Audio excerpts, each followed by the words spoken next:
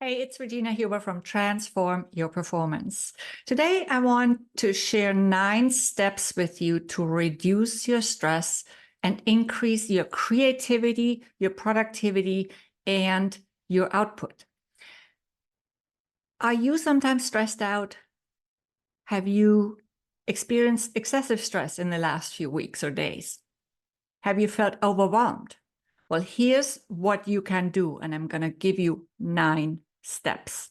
Before I go into these 9 steps, do me a favor and hit the like button and subscribe to my channel. It helps more people find this important content, which can be life-changing, and in some cases, maybe even life-saving.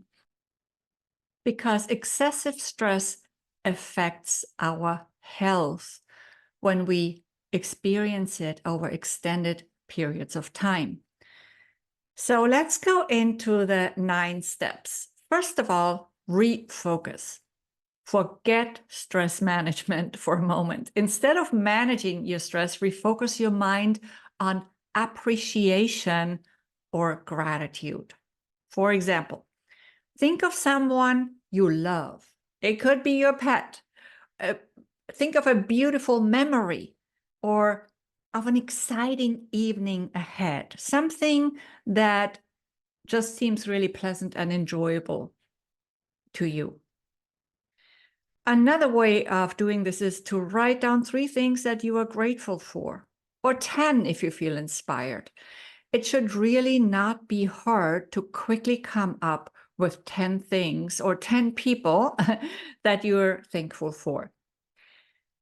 Number 2, ditch time management now and forever, once and for all.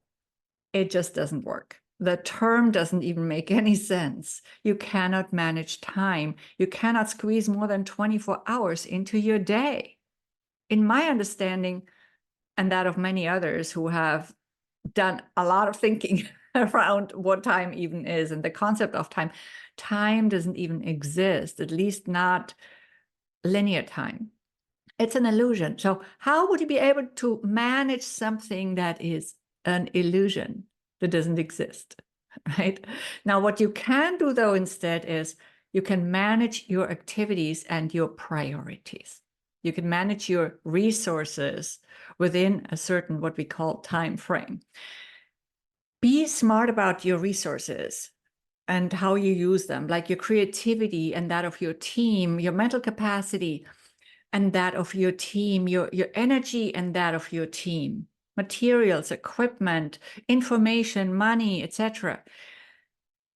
What do you do with those within the time we have available? I'm still going to use the word time because it's a concept that we need to use in our physical environment. But, it's just important to remember that we cannot manage time itself.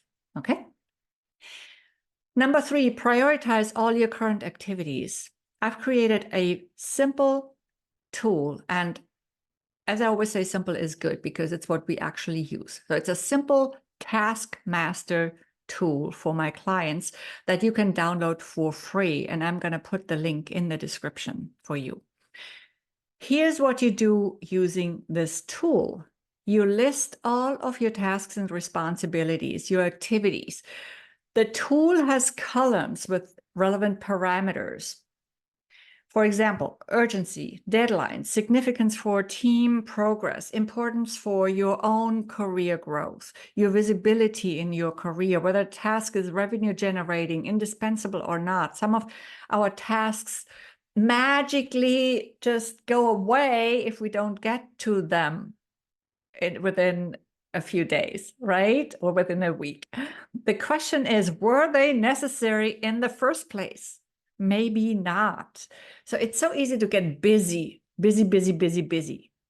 or even productive with things that don't generate any true value.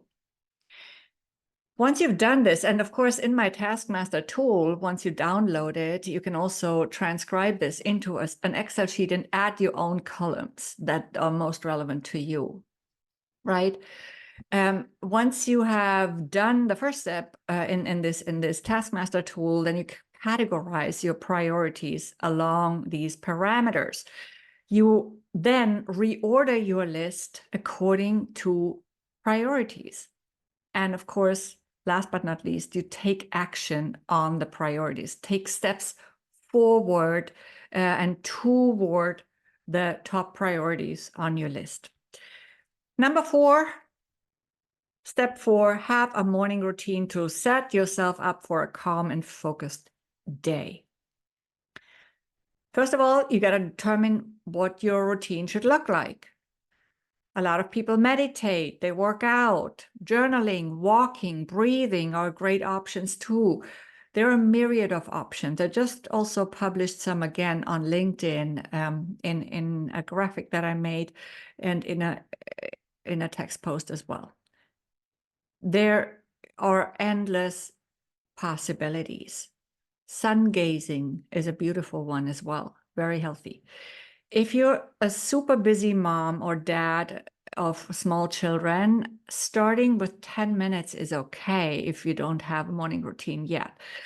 You can add to it later as possible, right? But it's important that you do something to set yourself up. It will actually save you later in time, say later in the day. Also list the 3 most important tasks for the day if you didn't do that already the day before, which actually is ideal to do it the day before.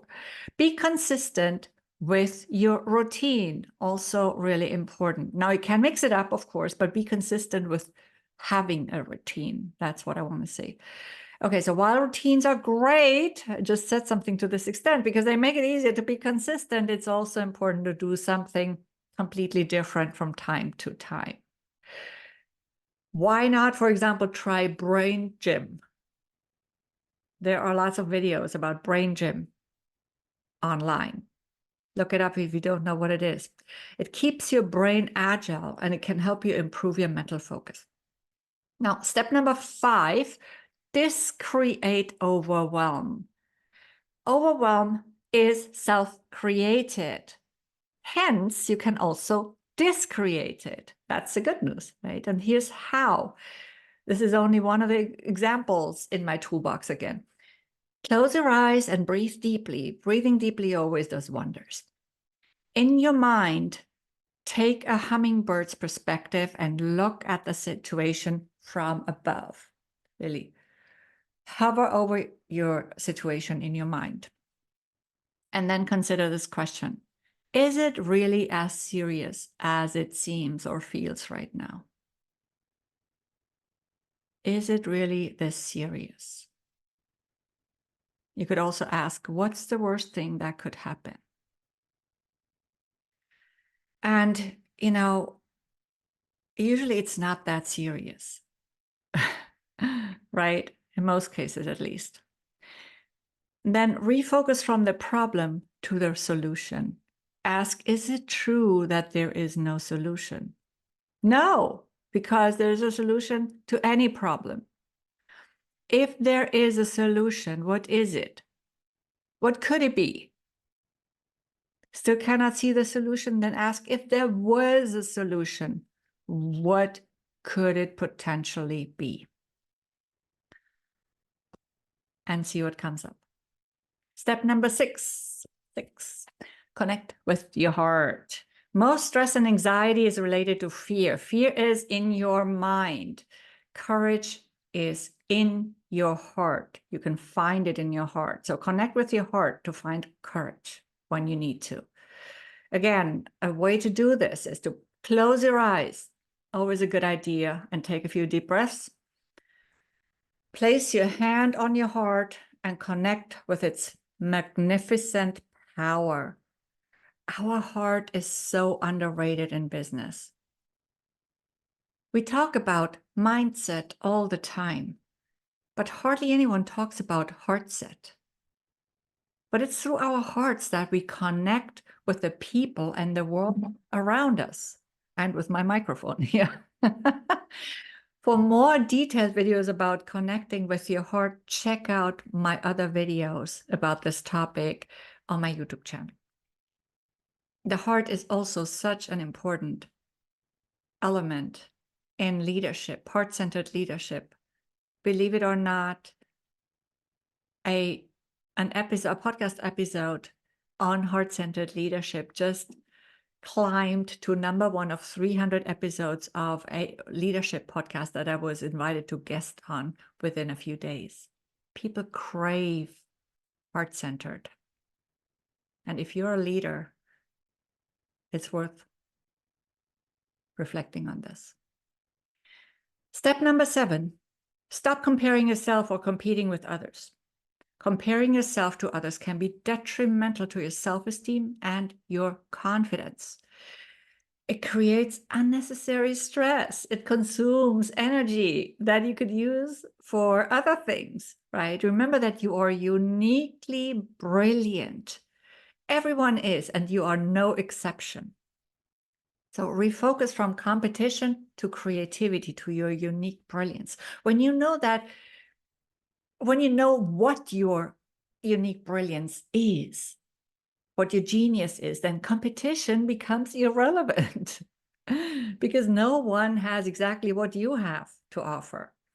No one is like you, that unique package of talent, skills, strengths, background, stories, and potential that you are. Limitless potential. No one has what you have to offer. It's all about highlighting your unique brilliance, knowing, owning, and showing it, so you can distinguish yourself through it. Step number 8, allow yourself to take breaks and recharge. Very, very important. It's okay to relax and recharge. You're not supposed to be superwoman or superman. Even they, superwoman and superman, sometimes take a break, by the way. Take regular breaks to refuel your energy. Set your alarm if you need to. Stretch and breathe. We sit so much, it's not healthy, and you know that. Or maybe take a dance break if you like dancing. Even just closing your eyes and taking a few deep breaths while standing up can do wonders to calm down your nervous system and to just correct your posture, to make it healthier. Movement is also really, really key, especially for those of us who spend a lot of time sitting at our desks. Also try different sitting positions if you have that possibility. Like, you could have a standing desk, which I don't have, but which could be really beneficial. Or you could sit on the floor when you do certain types of work. It's really great to change it up a little bit sometimes, okay? So another great tip is to go outside, change your environment, move away from your workstation. If possible, connect with nature. If you are in a rural area, that's easy. If you're in a city, go to a park, at least maybe if you don't have a park nearby, take a walk around the block, look at the trees. I hope there are trees in your street. And if you have a garden, of course, also step outside, take your shoes off, walk barefoot for a while and allow the earth energy to nurture you. This is very healthy and it grounds you too. We should do this actually every day, at least while it's not too cold. Step number 9, be kind to yourself. Beating yourself up about not getting enough done is not helpful. Beating yourself up about past mistakes wastes precious energy. It's not about perfection, but progress. You'll never reach perfection, so don't chase something you cannot reach. This doesn't mean you shouldn't improve, but celebrating small wins along the way will keep you motivated and inspired to keep going and to work your way forward towards your vision and your goals. So it's about the journey, not the destination. Plus, you're already perfect as you are. As a spiritual being, you're already perfect as you are. Okay? Always remember that too. Give yourself an emotional break when you feel pressured, when you feel angry or sad. Acknowledge your feelings and allow yourself to release them. Don't suppress them, but know how to manage them. This is about emotional intelligence, right? Forgive yourself more and love yourself more. Why is it so hard for us to love ourselves, to forgive ourselves? For many of us, at least. Observe your inner voice. What is it telling you? Is it a mean little inner voice saying, why did you mess up this again? Or you should have known better? Or can you turn it into a kind voice saying, it's okay, this was a lesson.